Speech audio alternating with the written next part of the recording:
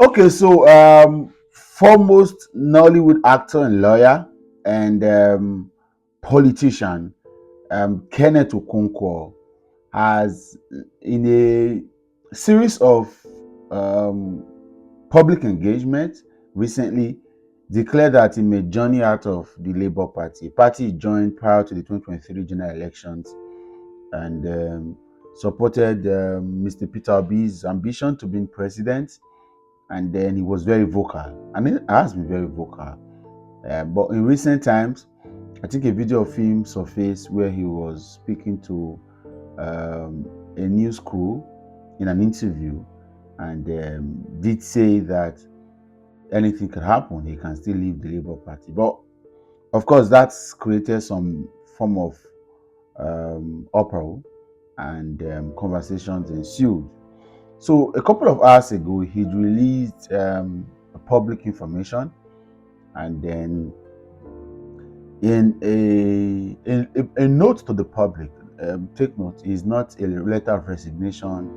He wrote this as an open letter to all Nigerians and entitled "My Political Journey to a Great Nigeria." And so that particular note has been circulating online, and then it's been causing some conversations and engagement. It's a long read, about 18 points in this read. So I'll put the notes in the comment section of this video so you can see and read for yourself, just in case. But I'll take highlights of that note, read a few portions and a few sections of it so that we can have maybe a conversation. Of course, he started by saying that he's committed to irreversibly a great Nigeria built on equity, justice, and fairness. And he also agreed that the APC and PDP, as it's presently constituted, do not have what it takes to lead us to a great Nigeria. And then he said combined leadership of both parties over the years have crippled the country, and then it seems like we are not getting anywhere better. But I'll read section 3 or point 3, so to speak. And it says, unfortunately, by our constitution, we need a solid political party with solid grassroots base to be able to wrestle power from these kakistocrats and kleptocrats. We therefore need a decisive leader who will be able to build such a party of integrity and character from the grassroots, because eventually majority of the people that will populate a government will eventually proceed from the political party of the leader. A party is like a political tree that produces the fruit of the leadership cadre in government. A corrupt tree will never birth good fruit, no matter the integrity and good intentions of the leader. Nigeria problems today come from a lack of internal democracy in the parties, which become a breeding ground for the production of incompetent and corrupt leaders in government. Let's take it up to point 4. We also need a decisive leader who will be selfless enough in boldness and bravery to secure our victory when the people vote for such leader. Because these corrupt and incompetent leaders are not willing to conduct free and fair elections, and will always snatch power from any weak and indecisive leader and run away with it. Our judiciary has not proved to be equal to the task in preventing the emergence of electoral bandits who steal electoral victories at gunpoint in public glare of everyone.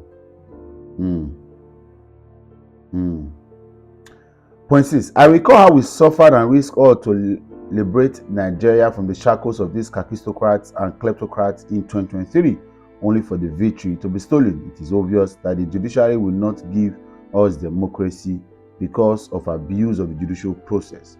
The people must take their destinies in their hands. They must be willing to vote the right person as the president, and must be willing to fight to ensure that the person is sworn in as president.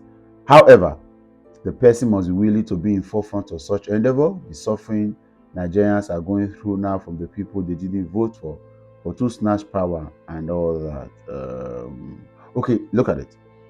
These people will still remain in power come 2027 unless a decisive leader emerges to stop them with the votes of the people. What is happening in Labour Party today has inspired me inspired in me a determination to chart a new course for my political journey.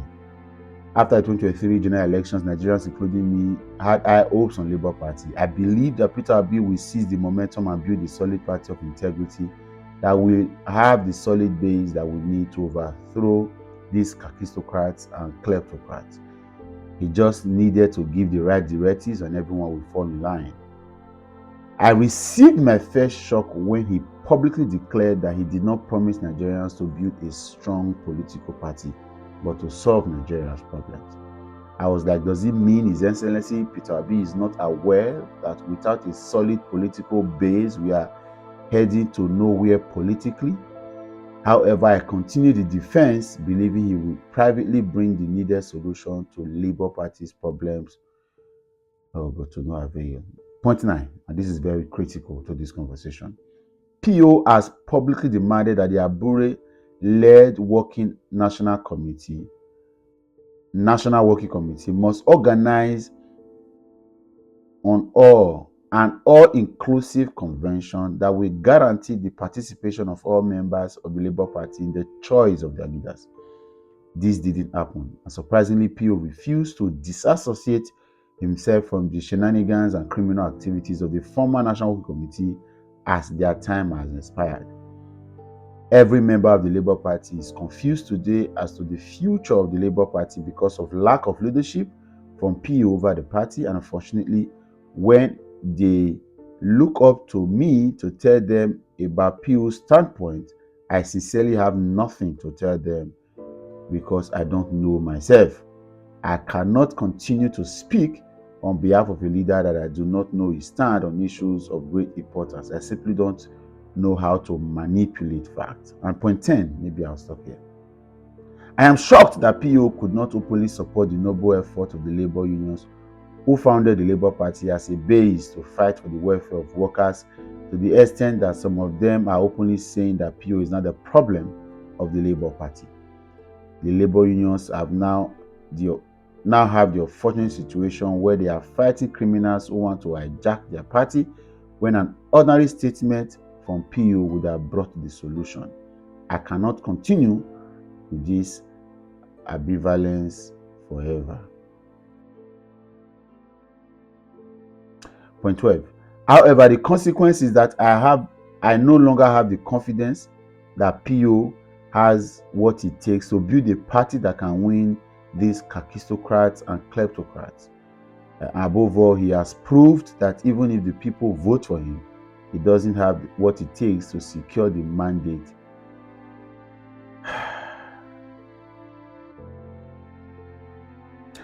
I don't intend to embark on such campaign as we did in 2023, projecting a person who cannot sustain the victory even if he wins.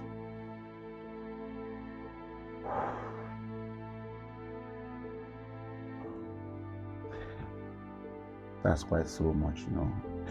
And he went on, right? 18, like I said. I'm going to allow you to see it, and it just a couple of hours ago, I was on X, formerly Twitter, and I saw a tweet from I think it's Yusuf, one of PO's or Labour Party's spokesperson of 2023, blaming PO or Peter Obi for disassociating himself from the planned protest. Of course, you should remember that Bayo Ononuga did accuse Peter Obi of planning the protest, and then PO denied planning the protest and even threatened with a lawsuit if the words are not retracted. And so that guy and a few other Peter Obi supporters in the comments of that particular tweet did say Peter Obi was wrong to have disassociated himself because he's got the right. Protests are part of rights of citizens, so to speak. And why are you disassociating yourself from it? Okay, some others, in fairness, say PO did not plan the protest, so it's okay for him to say I did not plan.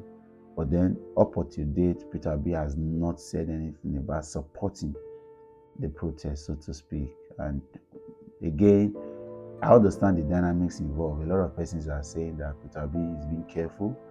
His tribe will be targeted. He doesn't want to be the cause of pains and loss of lives of people. Of course, several things have been.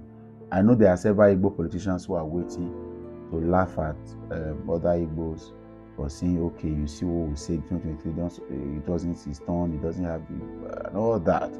But that is not the point. Kenneth is saying that Peter Obi doesn't have the balls to call in the shots in the Labour Party.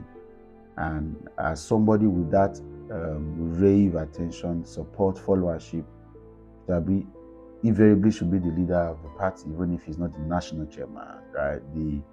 He should be the leader of the party, and he has if he has the courage enough to set things in motion. I have a lot to say, but not in this video. So I'll allow you to tell me what you think, right, in the comment section. Let's have this conversation.